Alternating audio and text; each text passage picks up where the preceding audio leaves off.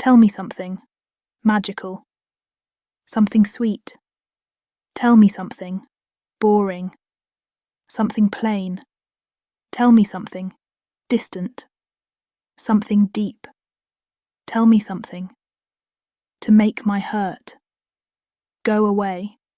Tell me something magical, something sweet.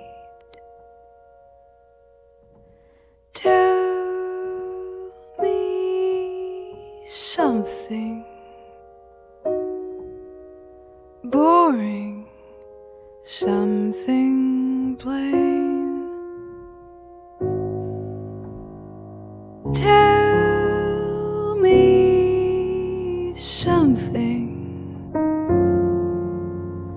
distant, something deep.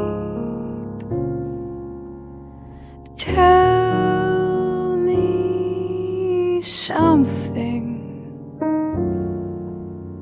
to make my hurt go away.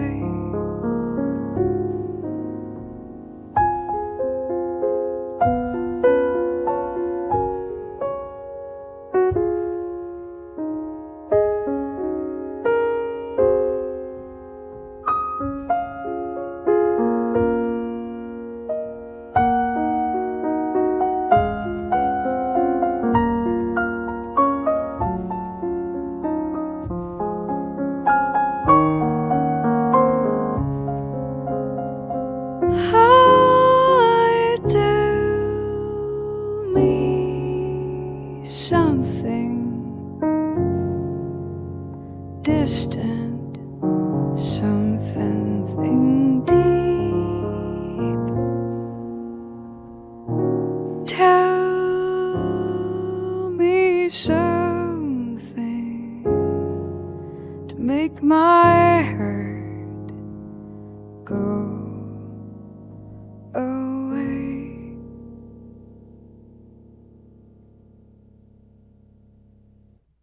Numb Me. Chapter 1. The Protagonist. Emma Monroe wasn't exactly sure when life had become so predictable. Was it when she started her PhD in quantum physics? Or maybe when she committed to her rigid routine, lab at 7 a.m., herbal tea at 9, and exactly 20 minutes of browsing online forums about black holes at lunch? Her office, a small nook on the 3rd floor of the science building, was cluttered with bookshelves overflowing with texts, a mishmash of physics tomes and well-worn novels. Everywhere, reminders of her life, posters of quantum theories taped to the walls, a dusty plant struggling for sunlight in the corner, and a collection of quirky mugs. One mug, emblazoned with "I like my tea like I like my equations," complex, was her guilty pleasure, a little reminder of her personality buried beneath layers of academic rigor. Dressed in her usual attire, dark jeans and a slightly oversized grey sweater that hung loosely over her frame, she looked the part of a dedicated scholar, albeit one who could use a good night's sleep. Her hair was pulled back in a messy bun, with strands escaping to frame her face, giving her an air of casual disarray. The quiet buzz of the fluorescent lights overhead added to the stillness, punctuated only by the soft clicking of her keyboard. But today, even her work couldn't distract her as much as it used to. The emptiness crept in, a longing she couldn't quite name, but that left her feeling unsteady. So when she found herself sitting in her office, staring at the same set of equations she'd solved 10 times already, her brain craved something, anything. She picked up her phone, its sleek surface reflecting the light, and texted Violet, her best friend since undergrad. Tell me something magical. Chapter 2. The Banter. The phone vibrated almost immediately. Magical? Like how you've survived 3 years in grad school without throwing a textbook at someone's head. That's more of a miracle. You know what's really magical? Hot people in lab coats. Emma laughed, shaking her head. Violet always had a way of making the serious feel less heavy. You mean like Dr. Romano? I'll admit, he's objectively attractive, but that's not what I meant by magical. He's more than objectively attractive, and you know it. Have you seen his jawline? Forget physics. It defies all known science. Emma groaned, but couldn't help a smile as she pictured Aidan Romano. He had an effortless style that contrasted with her own, tailored suits and crisp dress shirts that hugged his athletic frame perfectly. The way he carried himself, confident yet approachable, sent a flurry of butterflies through her stomach. An unwelcome but familiar feeling. But she kept things professional. That's what you did when your future depended on someone grading your dissertation. You did not, under any circumstances, notice how his shirts clung in all the right places, or how his voice had the perfect balance of authority and warmth. Not that she had noticed. Well, not much. Chapter 3. The Conflict. The next day, Emma had barely set her bag down in her office when Dr. Romano appeared in her doorway. The soft light behind him framed his silhouette, making him look like some kind of academic hero. Got a minute? He asked, his voice smooth and inviting. Her heart stuttered. It was never good when someone asked that in the morning, especially someone whose opinion could determine the course of your career. Of course, Dr. Romano. He stepped into the room, closing the door behind him.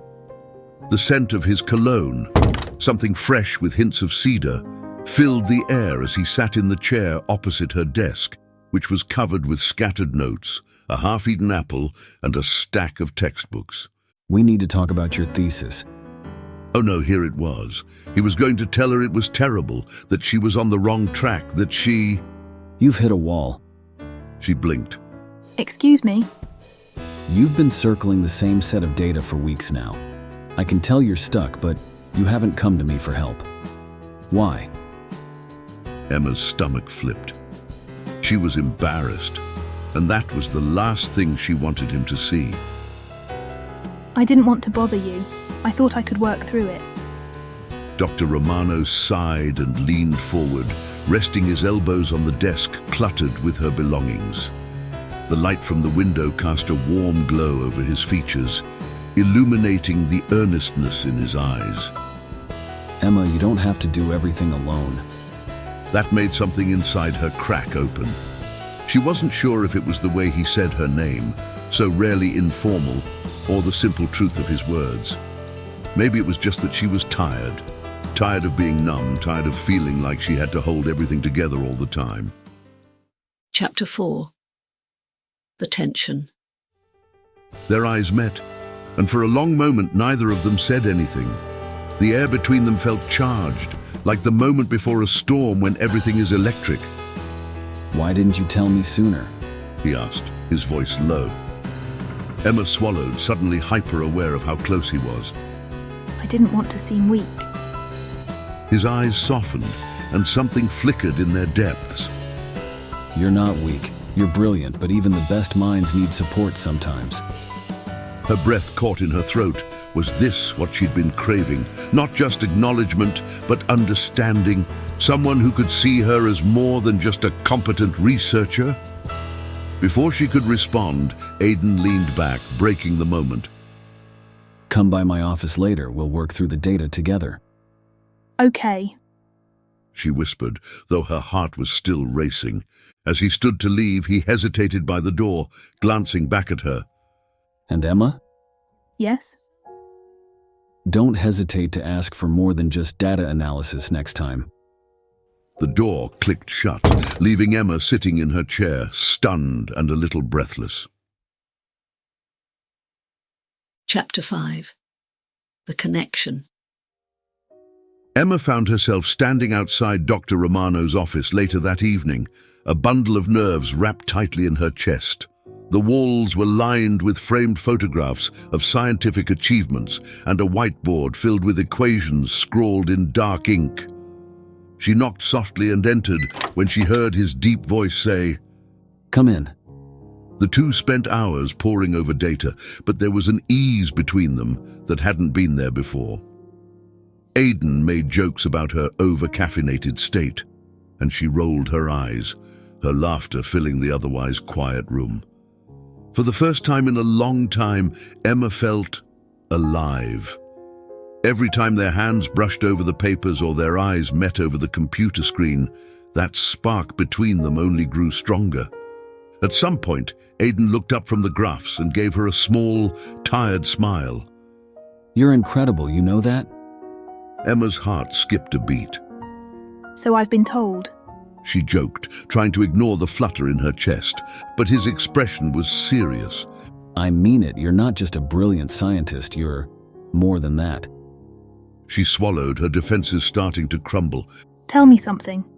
She said, her voice barely above a whisper. Anything. Aidan replied, his gaze locking on hers. Tell me something to make the hurt go away. He hesitated for just a moment, then crossed the room in 2 quick strides, standing so close she could feel the warmth radiating from him. His hand cupped her face gently, his thumb brushing her cheek. I could, he said, voice rough with emotion. but I think you already know. And then he kissed her, soft and tentative at first, but growing more sure as Emma melted into him, every barrier she'd built dissolving in the warmth of his embrace. For the first time in years, Emma didn't feel numb. She felt everything.